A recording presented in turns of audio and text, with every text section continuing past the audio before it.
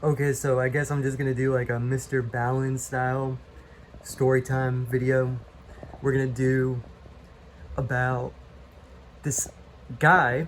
Okay, so he posted to a paranormal sort of creepy experiences nature thread, like one of those old style forums, where a bunch of people for like some random ass topic would get together, just talk about random stuff. Well, there was like, a forum for people who hiked and, went out into nature and, all sorts of things like that. And they had a thread that was for people to post their creepy experiences out in the woods. Okay, so this is where that story is coming from.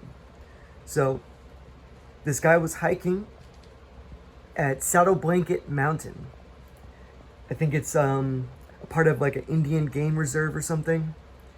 And it was a beautiful, honestly, August day. Cool breeze, perfect time of the year to just go out, solo hike. He was planning to be out there for 2 weeks.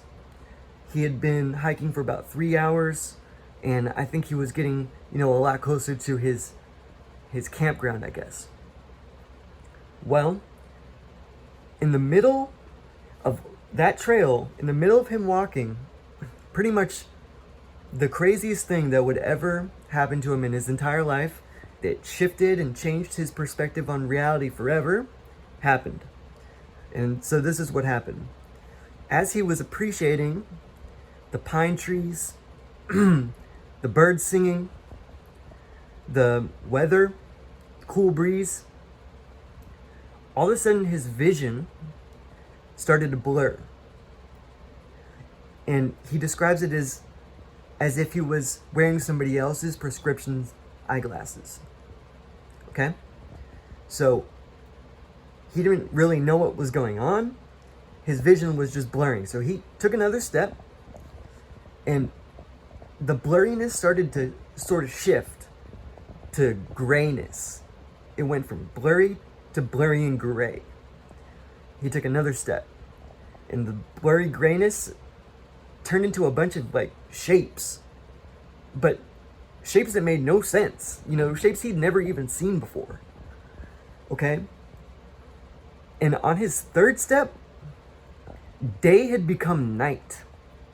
The pine trees had turned to a thick jungle-like growth. These were not pine trees anymore. Okay?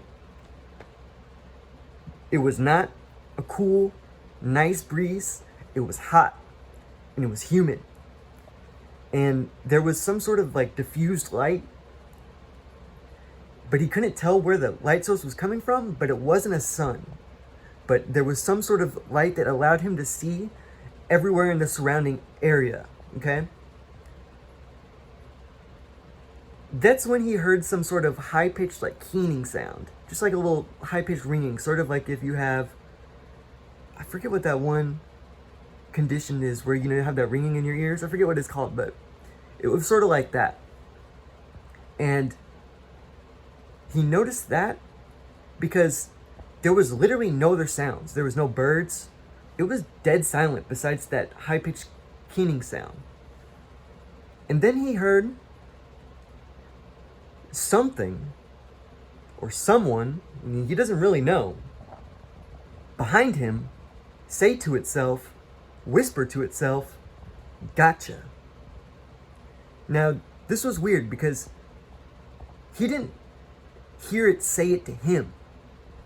He heard this thing say it to itself, and he couldn't really tell if it was in his head or if it was, out loud. But this is what saved him, because he felt this intense feeling of dread, absolute terror that he's never felt, and took a huge gasp inwards. When the human body goes through fight or flight, you breathe in a heavy gasp of air usually, or I've heard this. I don't know for sure, but I've heard that this is what happens, so I'm going to take people's word for it. You take a gasp, you gasp. That's why people gasp. So as he gasped, he inhaled like the hugest quantity of thick, like humid air. and he propelled himself backwards in the same steps that he had brought himself in there. And as he was backing up, he saw a very large, hairy right hand with sort of like ivory spade, manicured looking nails that actually scraped against his fucking cheek. They didn't break the skin, but he felt those nails scrape against his cheek, and he had a good like view of the arm that was suddenly trying to grasp at where his neck had been just a second earlier. But he had been taking enough steps that he was moving out of where he was, and the arm that was grasping for where his neck had been phased out of existence, because as he backed up and moved out, on his third step, he was back on Saddle Blanket Mountain. It was day again, the pine trees were back, things were normal, and he took a couple steps backwards, and now he could finally see what was going on. There was a shimmery patch of air about the size of a large door in the middle of the trail, which was evidently cleared to be a portal. Now, this is interesting because he didn't see this really on his way in. So this is how he took it. He said, this was a trap. Pure and simple. Whatever or whoever was able to open up that portal somehow was able to place it in front of me without me seeing it when I was entering, and only when I exited could I see it. Now, he's not exactly right about that, to be honest. It had placed it close enough to his face that he wasn't able to see what it was. All he could see was his vision blurring because he had that shimmery patch of air in front of his face. That was what the blurry vision was. You know, he said that the woods behind the shimmery patch of air looked like it was underwater.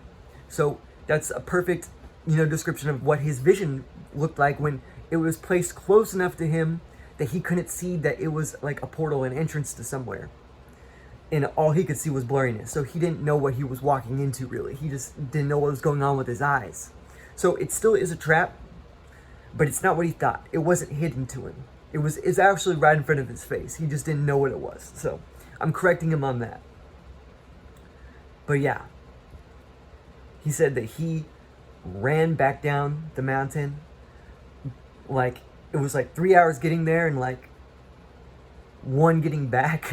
Like, he ran so fast, he didn't stop till he got to his truck. And, on his way home, he was terrified of the thought of if he were to drive into one of those things. He was paranoid all of a sudden of driving into a fucking portal. Like, what the fuck? Like, that's how, like, messed up it fucked with him. So he said as he was writing this story, his hair was standing up on his arms. He was fucking terrified. Like, he was broke out in a cold sweat. It took him days to even write the story. And yeah, I mean, it's pretty crazy. And if you listen to my like information that I gave about the remote viewer, same exact fucking details, same shit.